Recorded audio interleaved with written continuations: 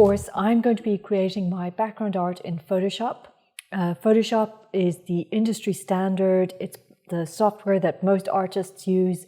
It's what you'll likely be using if you do end up working in an animation studio. But if you don't have Photoshop and you don't necessarily want to buy or get a license for it just yet, that's totally fine. There are plenty of free options out there that you can go with. You could use something like Krita or something like Procreate with the iPad. You can definitely follow along with me in this course using any other digital painting software. But if you do want to follow along with me, you could consider even downloading Photoshop for a free trial for a couple of weeks and just testing it out and seeing how you like it.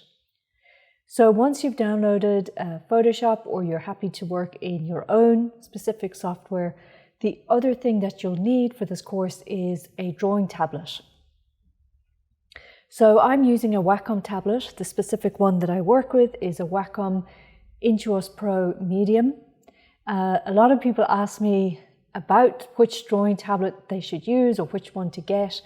And there are a lot of options. You don't have to go with a very expensive Cintiq or, Wacom tablet, large Wacom tablet by any means. You can start out with a basic, cheaper alternative to Wacom. I do recommend getting Wacom if you are really keen to pursue digital art, if you know that this is something that you want to invest in, because you will use it for years and years to come. So if you look in your resources folder attached to this video, you'll see a file that I've left for you called landscapebrushes.abr. And these are pretty much all of the brushes that I've used during this course and making this background. And I've put them all into one folder so you can just easily access them from there.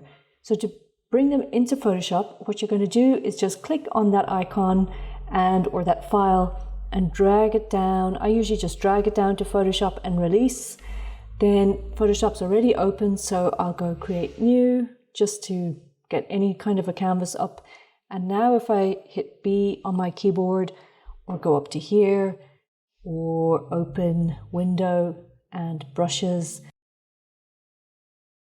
So it should be the very last folder in a set of folders. If maybe you've just got general brushes in your brushes window, but the very last folder should be the one that you've just dragged in.